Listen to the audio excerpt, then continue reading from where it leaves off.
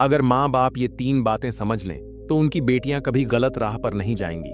दर्शक बंधु, क्या आपको पता है एक बेटी की परवरिश में सिर्फ प्यार ही काफी नहीं होता?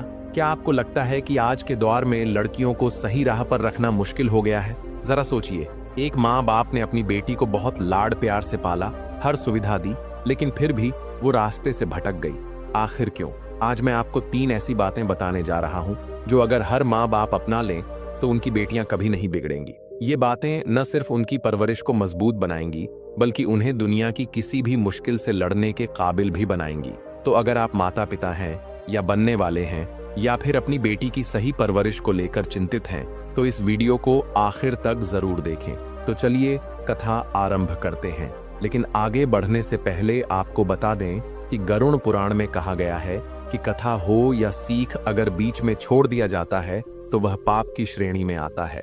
तो आपसे निवेदन है कि वीडियो को अंत तक पूरा देखें, और अगर आप एक सनातनी हैं तो वीडियो को लाइक करके चैनल को सब्सक्राइब जरूर कर लें। तो चलिए कथा शुरू करते हैं। गंगा मैया के पावन तट पर बसा एक सुंदर गांव था, शिवपुर। इस गांव में भगवान शिव का एक प्राचीन मंदिर था, जहां हर सुबह घंटे बजते, भजन गूंजते और पूरा वातावरण भक्तिमय हो जाता। गांव के बुजुर्ग पीपल के विशाल पेड़ के नीचे बैठकर ईश्वर की महिमा और पौराणिक कथाएं सुनाते। इस गांव के लोग बड़े सरल, सच्चे और मेहनती थे। कोई किसान था तो कोई पशुपालक, कोई कुम्हार था तो कोई छोटे मोटे काम करके अपना जीवनयापन करता था। गांव की गलियां संकरी जरूर थीं, लेकिन वहां रहने वाले लोगों के दिल विशाल थे, प्रेम और भक्ति से भरे हुए। इसी गांव के एक कोने में एक मिट्टी का छोटा सा घर था, जहां रहते थे देव प्रसाद शर्मा, उनकी धर्मपत्नी सुशीला और उनकी प्यारी बिटिया गौरी। देव प्रसाद गांव के पुजारी थे, मंदिर में सेवा पूजा करके ही अपने परिवार का भरण पोषण करते। उनकी आमदनी अधिक नहीं थी, लेकिन जो भी मिलता उसमें वे संतोष करते और ईश्वर का धन्यवाद करते।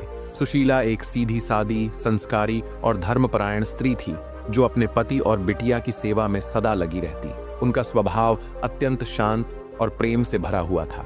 गौरी तो मानो इस घर की सबसे बड़ी खुशी थी। 7-8 वर्ष की यह नन्ही सी बच्ची हर समय हंसती खेलती रहती। उसके चेहरे पर सदा एक मीठी मुस्कान रहती थी। उसकी बड़ी बड़ी भोली आंखें, गोल चेहरा और चंचलता पूरे गांव में प्रसिद्ध थी। गौरी का दिन अपनी माँ के साथ ही गुजरता।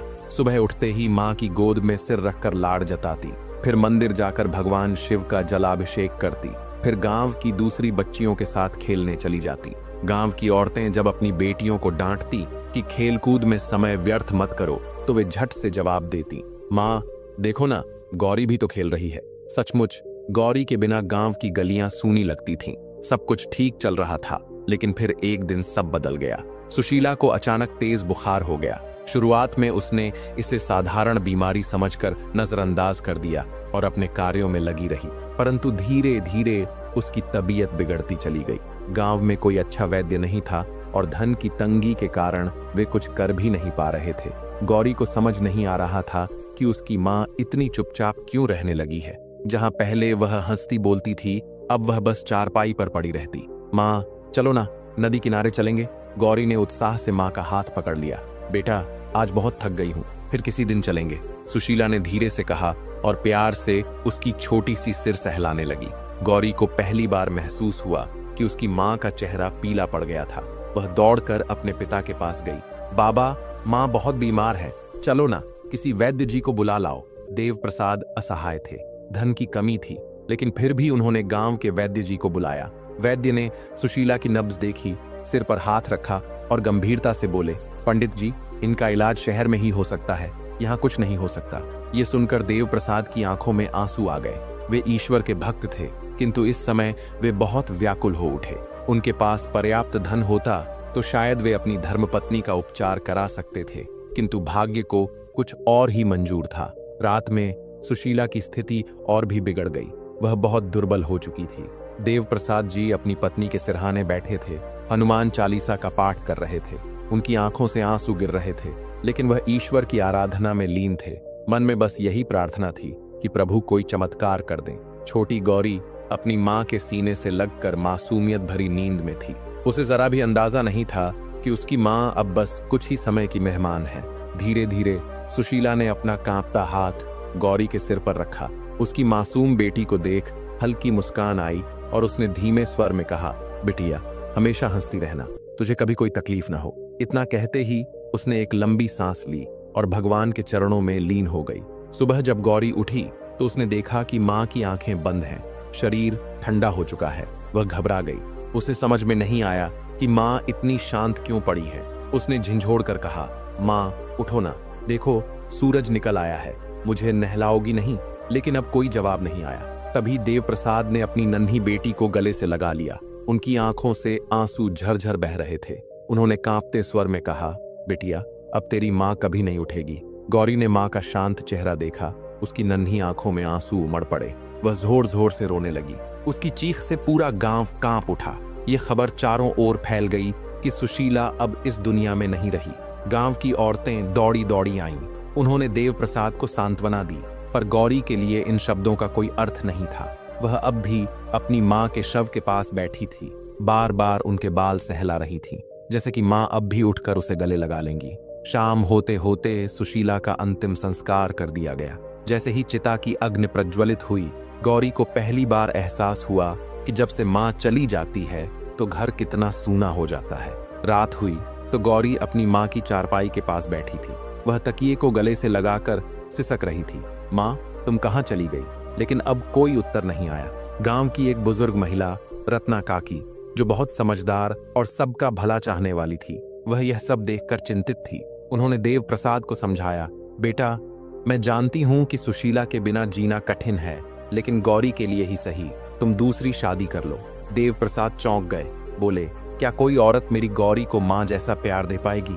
रत्ना काकी ने शांत भाव से कहा, हर औरत बुरी नहीं होती बेटा, यदि सही औरत मिली तो वह गौरी को अपनी सगी बेटी जैसा ही प्यार देगी। देव प्रसाद सोच में पड़ गए। उधर गौरी अब धीरे धीरे माँ के बिना जीने की कोशिश कर रही थी, लेकिन अब उसमें पहले जैसी चंचलता नहीं थी। हर रात वह माँ के तकिए को सीने से लगाकर सोती और मंदिर में जाकर भगवान से प्रार्थना करती, हे भोलेनाथ मेरी माँ को वापस भेज दो। लेकिन भगवान चुप थे। अब गांव में चर्चा होने लगी थी कि देव प्रसाद की दूसरी शादी होनी चाहिए। क्या वे इसके लिए तैयार होंगे?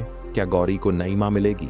और अगर मिली तो क्या वह सच में उसे माँ जैसा प्यार दे पाएगी? यह सवाल सबके मन में था। गौरी की माँ के जाने के बाद शिवपुर का वह छोटा सा घर जैसे वीरान हो गया था। जहां पहले रसोई से सुशीला के गुनगुनाने की आवाजें आती थीं, वहां अब अजीब सा सन्नाटा पसरा रहता था। जहां पहले गौरी सुबह उठते ही माँ से लिपट जाती थी, अब वह चुपचाप अपनी चटाई पर बैठी रहती। गांव की औरतें आती, गौरी के सिर पर हाथ फेरती और देव प्रसाद से कहती, पंडित जी बच्ची को माँ की जरूरत है, ऐसे कब तक चलेगा? लेकिन देव प्रसाद हर बार बात को टाल देते। रत्ना काकी एक दिन उनके घर आईं और गंभीर स्वर में बोली, बेटा मैं समझती हूँ कि तेरा मन अभी तैयार नहीं है, लेकिन गौरी को एक माँ की जरूरत है। बिना माँ के बच्ची कैसे पल बढ़ पाएगी? देव प्रसाद चुपचाप बैठे रहे। उनका मन किसी और से विवाह करने को तैयार नहीं था। धीरे से बोले, काकी क्या कोई और स्त्री गौरी को उतना ही प्यार दे पाएगी जितना सुशीला देती थी? मुझे डर है कहीं गौरी को तकलीफ ना हो। रत्ना काकी ने उनकी बात सुनी और धैर्य से बोली, हर सौतेली माँ बुरी नहीं होती बेटा, यदि सही लड़की मिली तो वह गौरी को अपनी सगी बेटी की तरह ही रखेगी। देव प्रसाद गहरी सोच में पड़ गए। उसी समय गौरी जो पास खड़ी थी धीरे धीरे उनके पास आई। उसकी भोली आंखों में आंसू थे।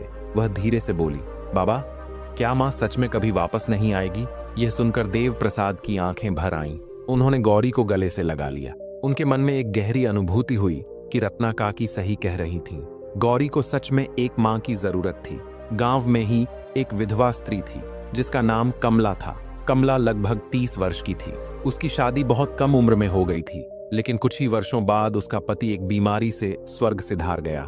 उसकी कोई संतान नहीं थी और अब वह अकेली थी। जीवन की कठिनाइयों ने उसे धैर्यवान और समझदार बना दिया था। रत्ना काकी ने जब कमला को देखा तो उनके मन में विचार आया कि वह एक अच्छी गृहिणी साबित हो सकती है। वह समझदार थी, घर संभाल सकती थी और सबसे बड़ी बात यह थी कि उसे भी एक परिवार की आवश्यकता थी। एक दिन रत्ना काकी ने देव प्रसाद से कहा, बेटा मैं एक स्त्री को जानती हूँ जो बहुत अच्छी गृहिणी है। वह पहले से विधवा है, लेकिन उसे भी सहारे की जरूरत है। अगर तू राजी हो तो मैं उसके लिए बात चला सकती हूँ। देव प्रसाद गहरी सोच में पड़ गए। कुछ देर चुप रहने के बाद उन्होंने गंभीरता से कहा, अगर वह गौरी को अपनी बेटी की तरह रख सके तो मैं तैयार हूँ। इस तरह देव प्रसाद और कमला के विवाह की बात तय हो गई। गांव में इस खबर की चर्चा होने लगी। कुछ लोग बोले, देखो पंडित जी दूसरी शादी कर रहे हैं, तो कुछ ने कहा अच्छा ही है, बच्ची को मां मिल जाएगी। लेकिन असली सवाल यह था कि क्या कमला सच में गौरी को मां जैसा प्यार दे पाएगी। शादी बहुत सादगी से संपन्न हुई। गांव के कुछ बुजुर्ग और देव प्रसाद के पुराने मित्र ही शामिल हुए। ना कोई शोर शराबा, ना कोई धूमधाम, बस मंदिर में भगवान शिव के चरणों में प्रणाम करके दोनों का विवाह संपन्न हुआ। गौरी को कुछ समझ नहीं आ रहा था। जब उसने पहली बार अपनी सौतेली मां को देखा तो वह घबरा गई। कमला का चेहरा गंभीर था और उसकी आंखों में एक अजीब सी उदासी थी। वह चुपचाप खड़ी रही। शादी के बाद जब कमला पहली बार घर आई तो गौरी को लगा कि अब सब कुछ बदलने वाला है। पहले वह जब चाहे अपने पिता के गले लग जाती थी, लेकिन अब उसे नहीं पता था कि वह ऐसा कर पाएगी या नहीं। रात को जब गौरी अपने पुराने बिस्तर पर बैठी थी तो कमला धीरे से उसके पास आई। उसने प्यार से उसके सिर पर हाथ रखा और कहा, गौरी अब से मैं तुम्हारी माँ हूँ, कोई भी दिक्कत हो तो मुझसे कहना। गौरी चुपचाप सिर झुकाए बैठी रही। कमला ने धीरे से उसका सिर सहलाया और नम्रता से कहा, मुझे तुम्हारी माँ बनने में थोड़ा समय लगेगा, लेकिन मैं पूरी कोशिश करूंगी कि तुम्हें माँ जैसा प्यार दे सकूं। गौरी की आंखों में आंसू आ गए, लेकिन उसने कुछ नहीं कहा। पहले कुछ दिनों तक कमला बहुत प्यार से पेश आई। वह गौरी के लिए खाना बनाती, उसे नहलाती, स्कूल भेजती और उसकी पूरी देखभाल करती। गौरी को धीरे धीरे थोड़ा अच्छा लगने लगा। उसने सोचा, शायद नई माँ सच में अच्छी है, भगवान ने मेरे लिए कुछ अच्छा ही सोचा होगा। लेकिन समय के साथ कमला का व्यवहार बदलने लगा। पहले जो स्नेह था वह अब कम होने लगा। वह पहले से अधिक चुप रहने लगी और कई बार जब गौरी कुछ मांगती तो वह उसे टाल देती। एक दिन गौरी ने हिम्मत करके धीरे से पूछा, माँ क्या मैं तुम्हारी गोद में सो सकती हूँ? कमला ने थोड़ी देर सोचा, फिर ठंडे स्वर में बोली, गौरी अब तुम बड़ी हो रही हो, अकेले सोने की आदत डालो। गौरी को यह सुनकर बहुत दुख हुआ। पहले उसकी माँ उसे हर रात गोद में लेकर सुलाती थी, उसके सिर पर प्यार से हाथ फेरती थी, और आज। लेकिन गौरी ने कुछ नहीं कहा। उसने सोचा, शायद भगवान मेरी परीक्षा ले रहे हैं, मुझे धैर्य रखना होगा। धीरे धीरे कमला का व्यवहार और बदलने लगा। अब वह छोटी छोटी बातों पर गौरी पर चिल्लाने लगी, गौरी तुम्हें घर के काम क्यों नहीं आते? तुम इतनी लापरवाह क्यों हो? कभी कभी वह गुस्से में उसे डांट भी देती। एक दिन जब देव प्रसाद ने देखा कि कमला ने गौरी को डांटा तो उन्होंने गंभीरता से पूछा, कमला तुमने गौरी को मारा? कमला ने झट से जवाब दिया, अजी बच्ची को अनुशासन सिखाना जरूरी है, नहीं तो बिगड़ जाएगी। देव प्रसाद को यह देखकर दुख हुआ कि कमला अब गौरी को मां जैसा प्यार नहीं दे रही थी। उन्होंने मन ही मन भगवान से प्रार्थना की, हे भोलेनाथ मेरी बिटिया को शक्ति देना। अब गौरी को अपनी असली मां की बहुत याद आने लगी थी। वह ज्यादा समय अकेले बिताने लगी। जब भी घर में कोई न होता वह मंदिर में जाकर घंटों भगवान शिव की मूर्ति को देखती और मन ही मन पूछती, भगवान मेरी मां को क्यों ले गए? क्या मैं इतनी बुरी हूं? गांव की औरतें धीरे धीरे समझने लगीं कि गौरी की सौतेली मां उसके साथ अच्छा व्यवहार नहीं कर रही थी। एक दिन रत्ना काकी ने गौरी को अकेले मंदिर में बैठे देखा। वह उसके पास आई और प्यार से पूछा, बिटिया तुझे नई मां से कोई परेशानी तो नहीं? गौरी कुछ नहीं बोली। उसने धीरे से सिर झुका लिया। रत्ना काकी समझ गईं कि कुछ तो गड़बड़ है। उन्होंने भगवान के सामने दीपक जलाया और मन ही मन प्रार्थना की, हे भोलेनाथ इस बिटिया की रक्षा करना। अब सवाल यह था, गौरी क्या करेगी? क्या वह इस नए माहौल में खुद को ढाल पाएगी? समय बीतता गया। गौरी अब कमला की सख्ती की आदत डाल चुकी थी। वह ज्यादा बोलती नहीं थी, घर के कामों में लगी रहती और जब भी समय मिलता शिव मंदिर जाकर घंटों भगवान से बातें करती। उसे लगता कि भगवान ही उसके सच्चे मित्र हैं जो उसकी बातें सुनते हैं। धीरे धीरे उसकी उम्र बढ़ रही थी। अब वह 16 साल की हो चुकी थी। गांव में लड़कियों की शादी जल्दी करने का रिवाज था। जब कोई लड़की किशोरावस्था में प्रवेश करती तो उसकी शादी की चर्चाएं शुरू हो जाती। रत्ना काकी और गांव की अन्य महिलाएं जब भी घर आती तो कहती, गौरी अब बड़ी हो गई है, पंडित जी इसे अच्छे घर में भेजने की सोचो। कमला इस बात से बहुत प्रसन्न थी। उसे लग रहा था कि यदि गौरी का विवाह हो गया तो घर का बोझ हल्का हो जाएगा और वह पूरी तरह से अपने और अपने पति के जीवन पर ध्यान दे सकेगी। अब उसके मन में बस एक ही विचार था, गौरी की शादी जल्द से जल्द हो जानी चाहिए। एक दिन गांव की एक महिला सुभद्रा मौसी घर आई और बोली, कमला बहू मैं तुम्हारे लिए एक बहुत अच्छा रिश्ता लेकर आई हूँ। लड़का बहुत अच्छा है, ऊंचे घराने से है, खेती बाड़ी में समृद्ध है। कमला की आंखों में चमक आ गई। अच्छा कौन है वह लड़का? सुभद्रा मौसी ने उत्साह से कहा, रमेश नाम है उसका। उसके पिता के पास गांव में बहुत बड़ा खेत है, परिवार में किसी चीज की कमी नहीं है। कमला झट से बोली, हमें तो वैसे भी जल्दी से जल्दी गौरी का विवाह करना था, ये रिश्ता पक्का कर दो। ये सुनकर देव प्रसाद को थोड़ा अजीब लगा। उन्होंने गंभीर स्वर में कहा, कमला, इतनी जल्दी मत करो, पहले हमें लड़के के परिवार के बारे में अच्छे से पता करना चाहिए। लेकिन कमला को अब किसी भी बात की परवाह नहीं थी। उसके मन में बस यही था कि गौरी जितनी जल्दी हो सके इस घर से विदा हो जाए। गौरी को इस शादी के बारे में ज्यादा कुछ नहीं बताया गया। जब भी वह पूछती, कमला बस कहती, तू बस चुप रह, जो तेरे लिए अच्छा है वही होगा। गौरी को समझ में नहीं आ रहा था कि उसकी शादी इतनी जल्दी क्यों तय कर दी गई। क्या यह सच में भगवान की मर्जी थी? शादी की तारीख जल्द ही तय कर दी गई।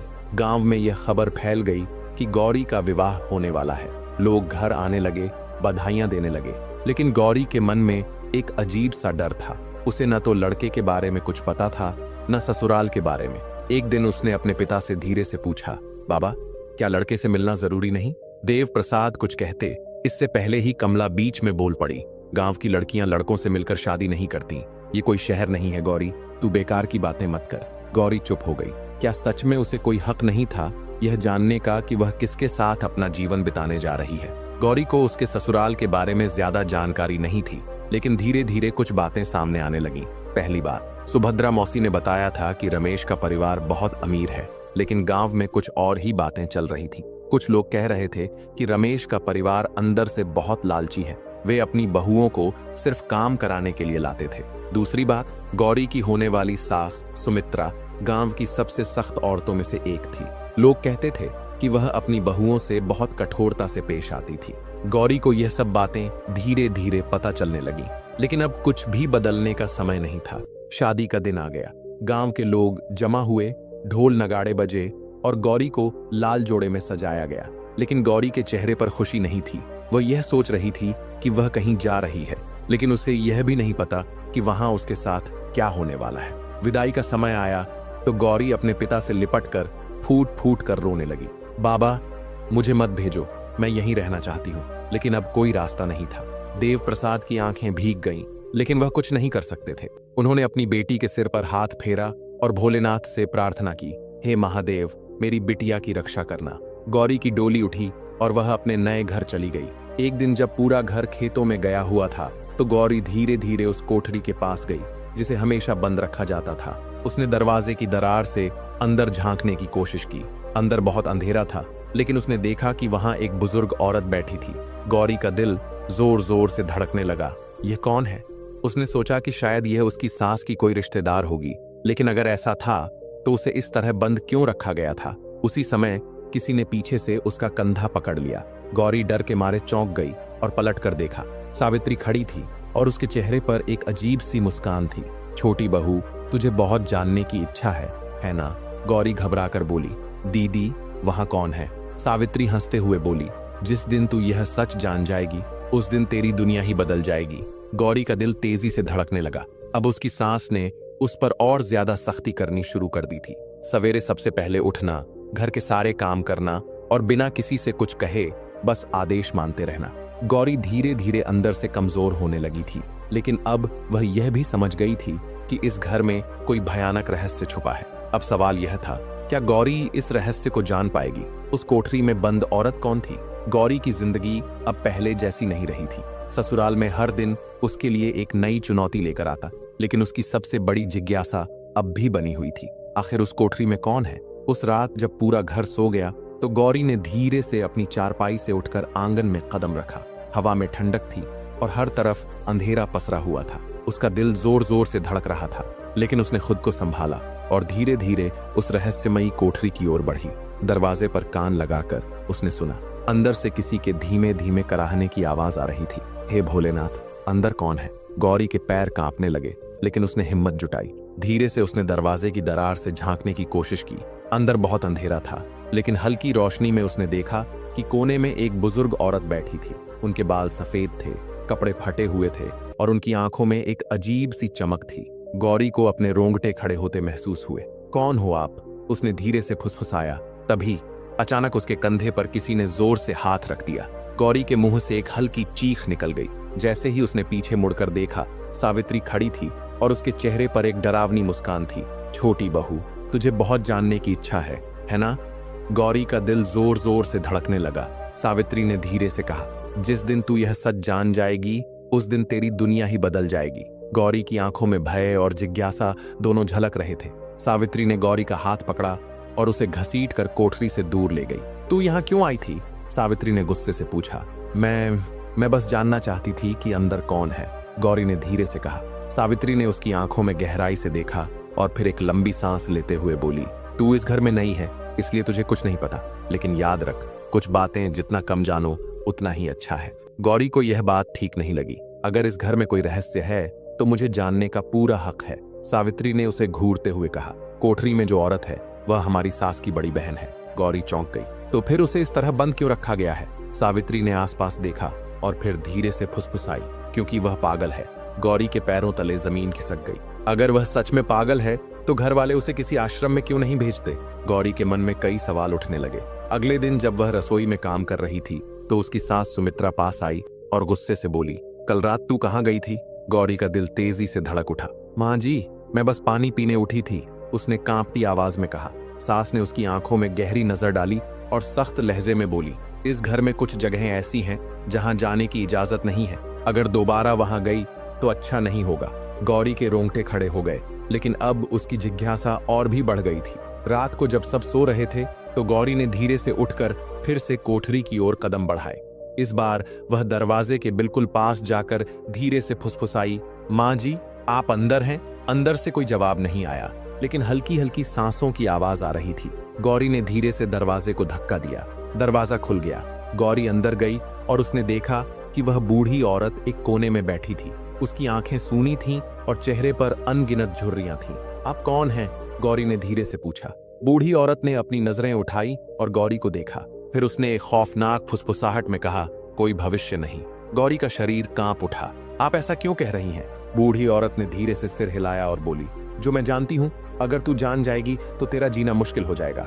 गौरी को लगा जैसे उसके पैरों के नीचे से जमीन खिसक रही हो। अगले दिन गौरी ने सावित्री को अकेले में बुलाया और उससे कहा, दीदी वह औरत सच में पागल नहीं है, वह मुझे कुछ बताना चाहती है। सावित्री ने उसकी बात सुनकर सिर झुका लिया। मैं जानती हूँ गौरी, लेकिन मैं कुछ नहीं कर सकती। क्यों?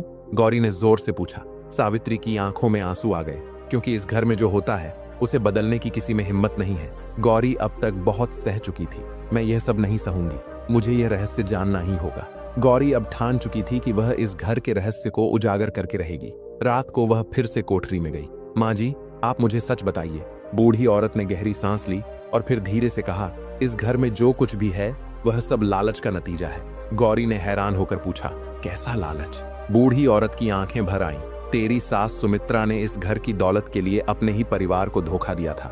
गौरी की आंखें फैल गईं। अब वह सच के और करीब पहुंच चुकी थी। गौरी का दिल जोर जोर से धड़क रहा था।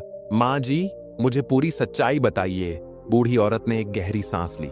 बेटी, जो मैं तुझे बताने जा रही हूँ उसे सुनने के बाद तेरा यहाँ रहना मुश्किल हो जाएगा। गौरी ने सिर हिलाया। मैं सच जानना चाहती हूँ। बूढ़ी औरत की आंखों में आंसू आ गए। उसने धीरे से कहना शुरू किया, बहुत साल पहले यह घर खुशियों से भरा हुआ था। मैं इस घर की सबसे बड़ी बेटी थी। मालती, मेरी छोटी बहन सुमित्रा, तब बहुत भोली लगती थी, लेकिन उसका दिल बहुत लालची था। उसके मन में हमेशा ज्यादा पैसे और संपत्ति की चाहत थी। गौरी ध्यान से सुन रही थी। हमारे पिता बहुत अमीर थे। उन्होंने सारी संपत्ति मेरे और सुमित्रा के नाम कर दी थी, लेकिन सुमित्रा को यह मंजूर नहीं था। उसे सब कुछ चाहिए था। फिर क्या हुआ? गौरी ने घबरा कर पूछा। मालती ने एक लंबी सांस ली और कहा, सुमित्रा ने एक रात मेरी चाय में जहर मिला दिया। गौरी का मुंह आश्चर्य से खुला रह गया। क्या? हाँ, लेकिन भगवान को शायद मुझ पर दया आ गई। मैं पूरी तरह मरी नहीं, लेकिन मेरी आवाज चली गई और मेरा दिमाग कमजोर हो गया। फिर सुमित्रा ने मुझे इस कोठरी में बंद कर दिया ताकि मैं किसी को कुछ न बता सकूं। गौरी के रोंगटे खड़े हो गए। तो इसका मतलब मेरी सास एक हत्यारी है? मालती की आंखों में आंसू थे। हाँ बेटी, लेकिन अभी तक किसी को यह सच नहीं पता। गौरी के शरीर में एक अजीब सी सिहरन दौड़ गई। अब मैं क्या करूं? अगर वह यह सच किसी को बताती तो सुमित्रा उसे भी मार सकती थी। क्या मुझे ये बात अपने पति को बतानी चाहिए? लेकिन रमेश तो अपनी माँ की हर बात मानता था। अगर उसने कुछ भी बताया तो सुमित्रा उसे ही झूठा साबित कर देगी। तो क्या मुझे बाबा को बुलाना चाहिए? लेकिन शिवपुर बहुत दूर था। बाबा गरीब थे। वे इस ताकतवर परिवार से लड़ नहीं सकते थे। गौरी पूरी रात सो नहीं पाई। अब उसे लगने लगा कि यह घर उसके लिए खतरे की जगह बन चुका है। गौरी अब अलग तरह से व्यवहार करने लगी थी। वह अधिक चुपचाप रहने लगी सास से बचकर रहने की कोशिश करती और अक्सर कोठरी के पास जाने का अवसर खोजती। सुमित्रा को यह सब देखकर संदेह होने लगा। नई बहू कुछ ज्यादा ही चुप रहती है, जरूर कोई बात है। एक दिन उसने अचानक गौरी को रोक लिया और पूछा, बहू तू कल रात क्या कर रही थी? गौरी चौंक गई। कुछ नहीं माँ जी, बस नींद नहीं आ रही थी। सुमित्रा ने उसकी आंखों में गहराई से झांका और सख्त लहजे में बोली, झूठ मत बोल, तू कोठरी के पास गई थी, है ना? गौरी डर गई, लेकिन उसने खुद को संभालते हुए कहा, नहीं माँ जी, मैं वहां नहीं गई थी। लेकिन सुमित्रा इतनी आसानी से मानने वाली नहीं थी। उसने अब गौरी पर नजर रखना शुरू कर दिया। अब सुमित्रा को पूरा यकीन हो गया था कि गौरी को कोई ना कोई सच्चाई पता चल गई है। अगर इसे नहीं रोका गया तो यह सबको सच बता देगी। सुमित्रा ने अपनी बड़ी बहू सावित्री को बुलाया और धीरे से कहा, हमें गौरी से छुटकारा पाना होगा। सावित्री के चेहरे का रंग उड़ गया। माँ जी, क्या आप सच में? हाँ, अगर यह जिंदा रही तो यह हमें बर्बाद कर देगी। सावित्री ने धीरे से पूछा, पर उसे मारेंगे कैसे? सुमित्रा ने धीरे से कहा, रात में इसे कुएं में धकेल देंगे, किसी को शक भी नहीं होगा। सावित्री का दिल धड़क उठा, क्या यह सही होगा? लेकिन सुमित्रा अब ठान चुकी थी। उस रात सुमित्रा और सावित्री ने योजना बना ली। गौरी को रात में कुएं के पास ले जाना था और अचानक धक्का देकर उसे गिरा देना था। सब कुछ योजना के मुताबिक चल रहा था। सावित्री ने गौरी को रसोई में बुलाया और कहा, छोटी बहू जरा कुएं से पानी भर ला। गौरी को कुछ भी संदेह नहीं हुआ, वह चुपचाप चली गई। जैसे ही वह कुएं के पास पहुंची, सावित्री धीरे धीरे उसके पीछे आई। लेकिन तभी, रुक जा, एक तेज आवाज आई। सावित्री ने पलटकर देखा, मालती कोठरी से बाहर खड़ी थी। गौरी की आंखें आश्चर्य से फैल गईं। माँ जी, आप बाहर कैसे आईं? मालती की आंखों में गुस्सा था। मैं जानती थी कि यह औरत तुझे मारने की कोशिश करेगी। सावित्री डर के मारे पीछे हट गई। गौरी अब समझ गई थी कि सुमित्रा सच में हथियारी थी। अब मामला बहुत बड़ा हो चुका था। गौरी ने उसी समय सारा सच रमेश को बता दिया। रमेश, तुम्हारी माँ ने अपनी ही बहन के साथ इतना बड़ा धोखा किया। रमेश ने पहले तो यकीन नहीं किया, लेकिन जब उसने अपनी बुआ मालती से सब सुना तो वह अंदर से हिल गया। माँ, यह सच है। अब सुमित्रा बुरी तरह घिर चुकी थी। उसने सच को छिपाने की बहुत कोशिश की, लेकिन गांव के बुजुर्गों को जब यह पता चला तो उन्होंने सुमित्रा को घर से निकालने का फैसला कर लिया। अब गौरी को सुकून मिला। गौरी अब इस घर में सुरक्षित थी। मालती को भी कोठरी से आजादी मिल गई थी।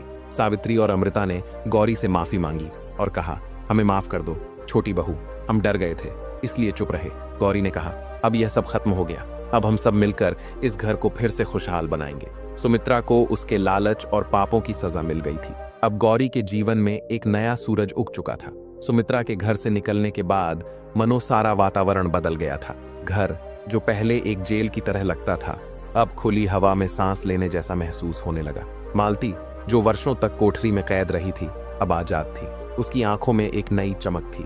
वह बार बार गौरी को देखती और कहती, बेटा, तूने मुझे नई जिंदगी दी है। अगर तू ना होती तो मैं हमेशा के लिए उस अंधेरी कोठरी में ही सड़ जाती। गौरी को अब भी यकीन नहीं हो रहा था कि उसने इतनी बड़ी लड़ाई जीत ली थी। उसने अपनी सास का असली चेहरा सबको दिखा दिया और एक अन्याय को खत्म कर दिया। लेकिन क्या अब सच में सब कुछ ठीक था? गौरी के मन में एक अजीब सा डर था। उसे लग रहा था कि यह शांति बस एक तूफान से पहले की खामोशी है और सच में उसकी जिंदगी में अभी कई बड़े इम्तिहान आने बाकी थे। गौरी को हमेशा लगता था कि रमेश अपनी माँ से बहुत प्यार करता है, लेकिन जब सुमित्रा की सच्चाई सबके सामने आई तो वह पूरी तरह टूट गया था। अब वह दिन भर चुपचाप रहता, न किसी से बात करता, न हंसता, न ही घर में किसी काम में रुचि दिखाता। गौरी ने एक दिन हिम्मत करके पूछा, रमेश, क्या हुआ? तुम इतने परेशान क्यों रहते हो? रमेश ने एक ठंडी सांस ली और धीरे से बोला, गौरी, तुम नहीं समझोगी, वह मेरी माँ थी। हाँ, उसने गलत किया, लेकिन मुझे अब भी यकीन नहीं होता कि वह ऐसी औरत थी।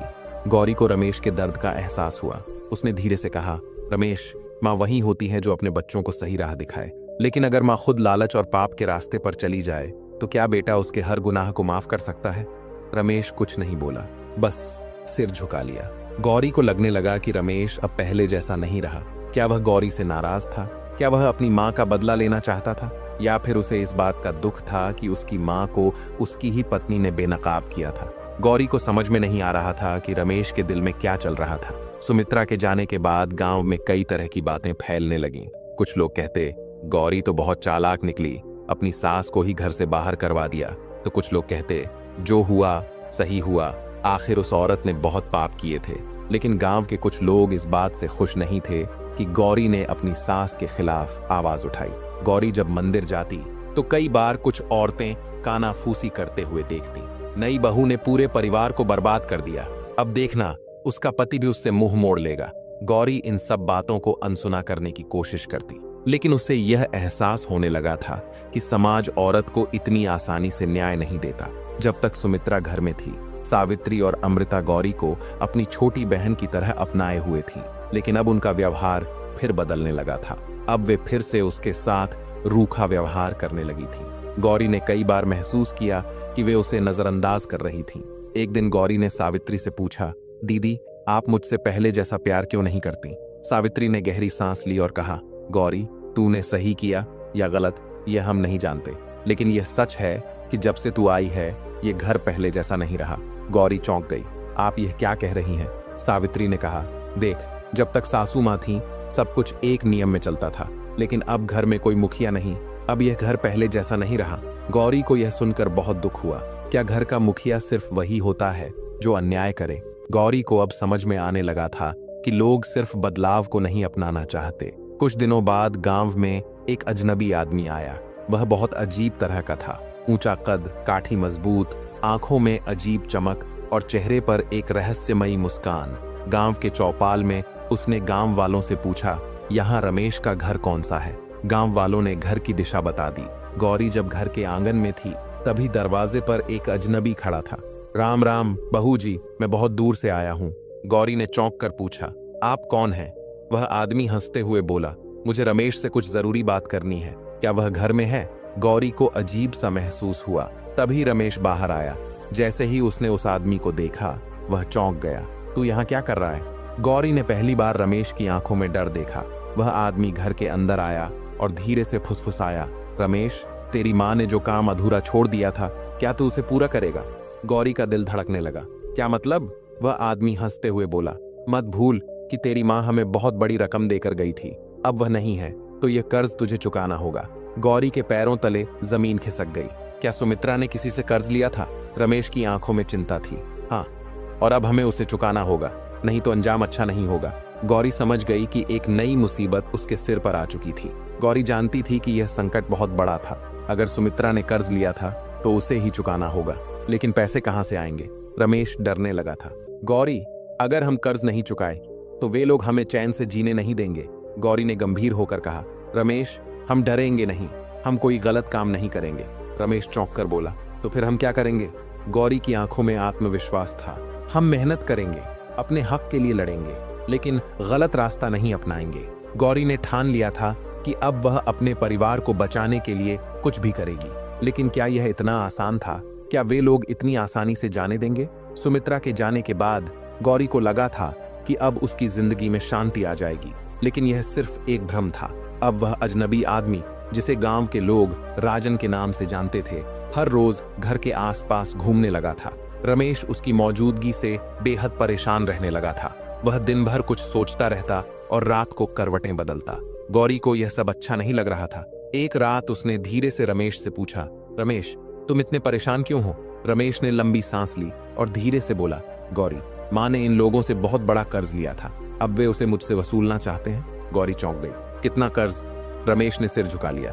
50 लाख रुपए। गौरी का मुंह खुला रह गया। उस समय गांव में इतनी बड़ी रकम बहुत मायने रखती थी। हे भगवान, इतनी बड़ी रकम, लेकिन माँ ने यह पैसे कहाँ खर्च किए? रमेश ने हताश होकर सिर झुका लिया। मुझे नहीं पता, लेकिन अब हमें यह चुकाना ही होगा, वरना ये लोग हमें चैन से जीने नहीं देंगे।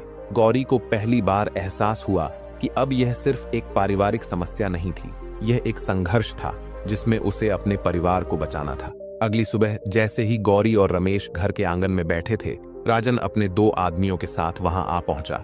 वह सीधा रमेश के पास आया और जोर से बोला, रमेश तूने कर्ज चुकाने की कोई तैयारी की या नहीं? रमेश ने आंखें झुका ली।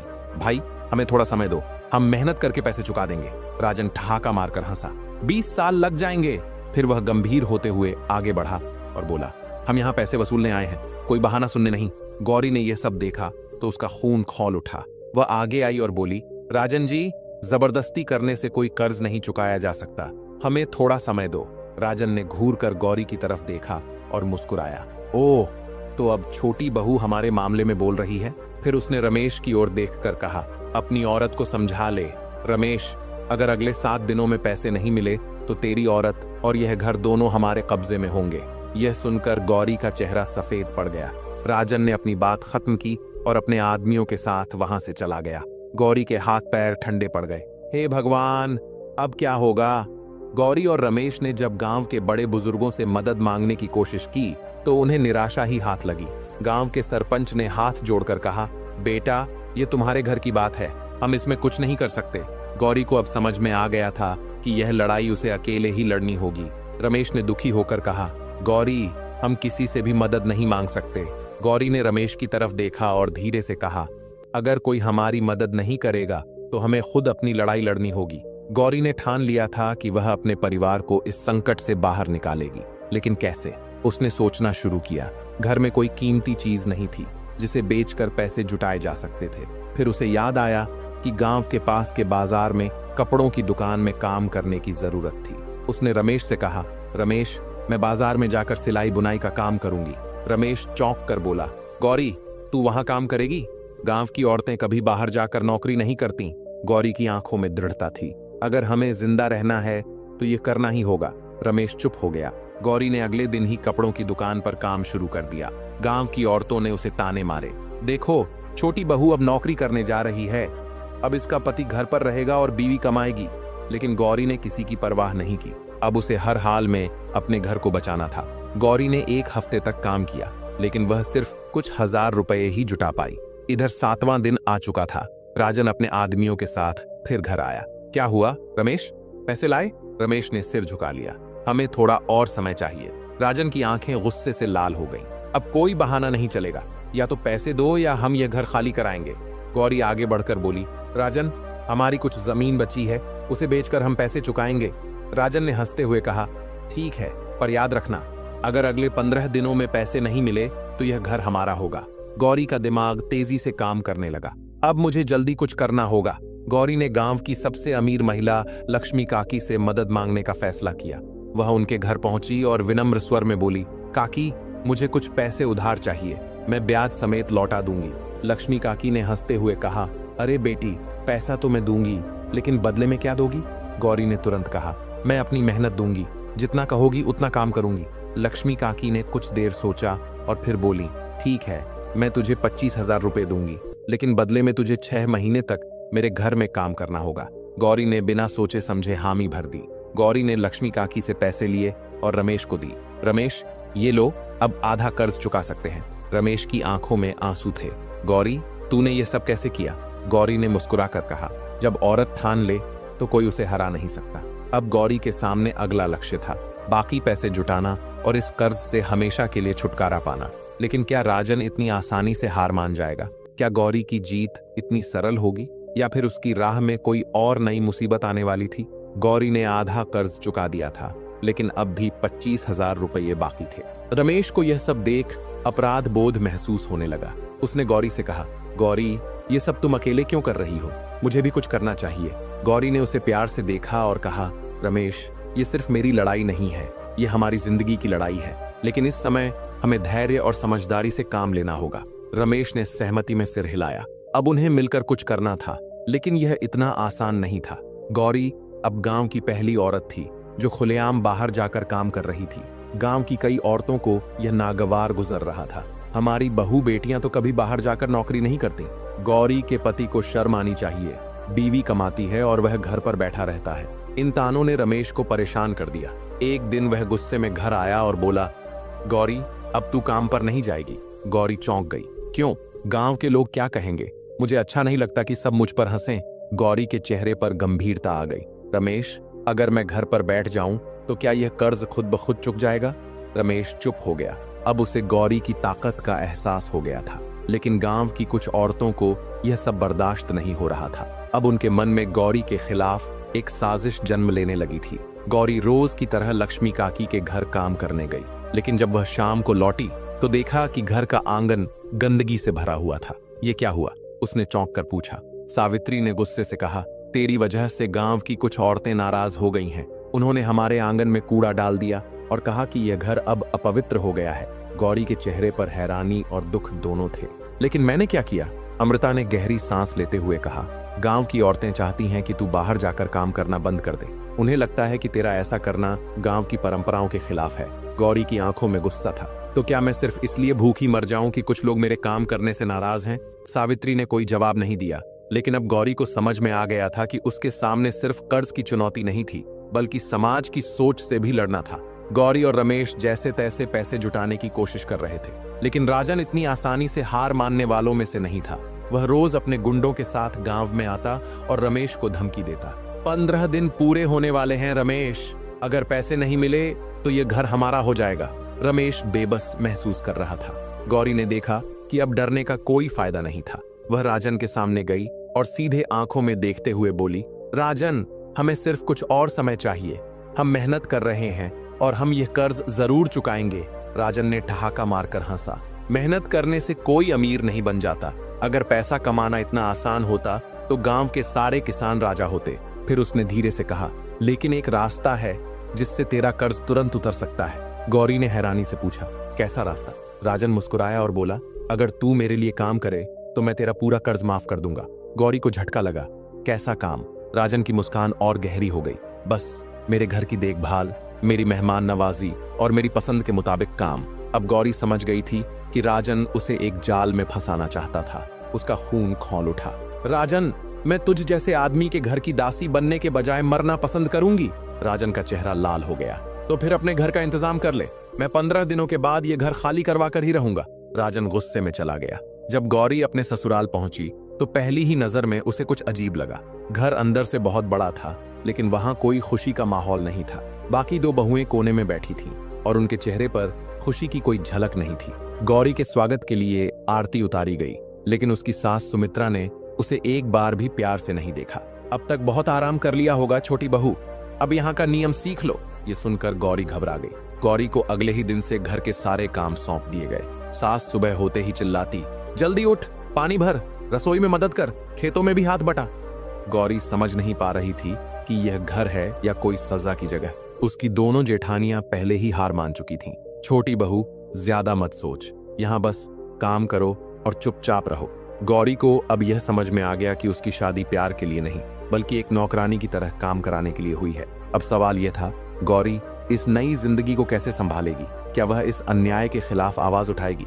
गौरी को इस नए घर में आए सिर्फ 2 दिन ही हुए थे, लेकिन उसे लगने लगा था कि यह जगह उसके लिए नहीं बनी।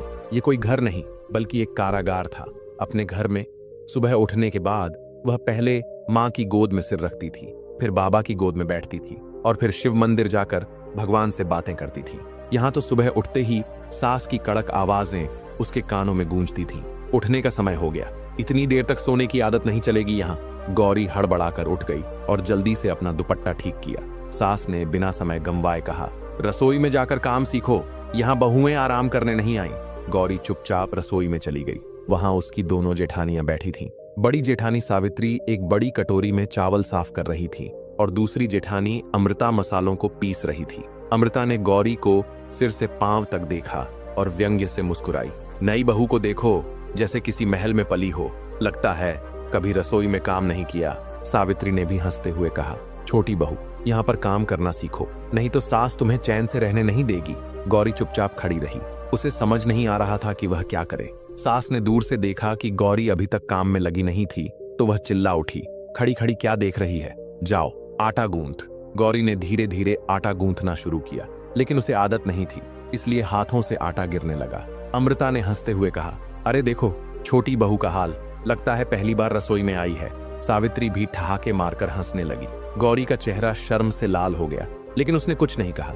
गौरी की असली परीक्षा तो अब शुरू हुई थी। यहाँ पर कोई उससे प्यार से बात नहीं करता था। सास हमेशा गुस्से में रहती थी और जेठानियां उसे नीचा दिखाने का कोई मौका नहीं छोड़ती थीं। एक दिन गौरी से गलती से दाल में नमक ज्यादा पड़ गया। सास का चेहरा गुस्से से लाल हो गया। तूने यह क्या किया नई बहू, घर के आदमियों को जहर खिलाएगी क्या? गौरी ने धीरे से कहा, माँ जी मुझसे गलती हो गई, अगली बार ध्यान रखूंगी। लेकिन सास कहाँ मानने वाली थी। उसने सबके सामने गौरी को डांटते हुए कहा, अब से खाना मैं खुद बनवाऊंगी, तू बस घर का काम कर। गौरी की आंखों में आंसू आ गए। वह पूरे दिन चुपचाप काम करती रही। रात में जब वह अपनी चारपाई पर लेटी तो उसे अपनी माँ की याद आई। काश माँ होती तो ऐसा कभी नहीं होता। गौरी तकिए में मुंह छिपाकर रोने लगी। इस घर में कुछ अजीब था। गौरी को सबसे ज्यादा अजीब व छोटी सी कोठरी लगती थी जो आंगन के एक कोने में थी। यह कोठरी हमेशा बंद रहती थी। गौरी ने देखा कि कोई उसमें जाता नहीं था, लेकिन रात के समय वहां से अजीब सी आवाजें आती थीं। कभी कोई धीमी सी सरसराहट होती, कभी हल्की कराहने की आवाज। एक दिन गौरी ने अमृता से पूछा, दीदी उस कोठरी में क्या है? अमृता ने उसकी तरफ घूर कर देखा और धीरे से कहा, यहाँ सवाल नहीं पूछते छोटी बहू, बस इतना समझ ले कि वहां कोई नहीं जाता। गौरी को यह सुनकर और भी हैरानी हुई। रात को वह चुपचाप अपनी चारपाई से उठी और धीरे से कोठरी की तरफ बढ़ी। जैसे ही वह दरवाजे के पास पहुंची, अंदर से एक गहरी सांस लेने की आवाज आई। गौरी की रीढ़ की हड्डी में एक ठंडी लहर दौड़ गई। वह तुरंत वापस दौड़कर अपने बिस्तर पर चली गई। इस घर में कुछ तो रहस्य है, उसने मन ही मन सोचा। गौरी अब तक बहुत कुछ सह चुकी थी, लेकिन अब उसका धैर्य जवाब देने लगा था। एक दिन सास ने उसे पूरे घर में झाड़ू लगाने के लिए कहा। गौरी ने धीरे से कहा, माँ जी मैं कर दूंगी, लेकिन पहले मुझे थोड़ा आराम करने दीजिए, सुबह से काम कर रही हूँ। सास चौंक गई। तू हमसे जुबान चला रही है नई बहू? गौरी ने इस बार दृढ़ता से कहा। नहीं माँ जी, लेकिन मैं इंसान हूँ, कोई मशीन नहीं। सावित्री और अमृता ने एक दूसरे की तरफ देखा।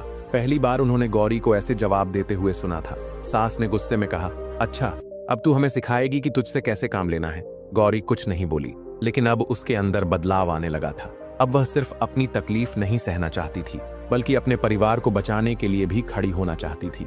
गौरी की जिज्ञासा उस कोठरी को लेकर कम नहीं हो रही थी, लेकिन अब उसे इस लड़ाई में कोई डर नहीं था। अब उसे अपने घर के लिए एक आखिरी कोशिश करनी थी। गौरी ने सोचा, अगर कोई मदद कर सकता है तो वह गांव के जमींदार बाबूजी हैं। वह उनके घर पहुंची और विनम्र स्वर में बोली, बाबूजी मैं आपके यहाँ काम करने को तैयार हूँ, बस मुझे कुछ पैसे उधार चाहिए। जमींदार बाबूजी ने उसे ध्यान से देखा और बोले, गौरी तू इतनी मेहनती औरत है, अगर तू मेरे खेतों की देखभाल करे तो मैं तुझे कुछ पैसे उधार दे सकता हूँ। गौरी ने बिना सोचे हामी भर दी। अब वह दिन में लक्ष्मी काकी के घर और शाम को जमींदार बाबूजी के खेतों में काम करने लगी। गांव के लोग उसकी मेहनत देखकर दंग रह गए। इतनी हिम्मत किसी औरत में कैसे हो सकती है? ये तो मर्दों से भी ज्यादा काम कर रही है। लेकिन गौरी को अब किसी की परवाह नहीं थी। गौरी ने जैसे तैसे 15 दिनों में 50,000 रुपए इकट्ठे कर लिए। वह पैसे लेकर सीधा राजन के पास गई और बोली, राजन ये ले तेरे पैसे, अब तू इस घर को भूल जा। राजन के चेहरे का रंग उड़ गया। इतनी जल्दी पैसे कहां से आ गए?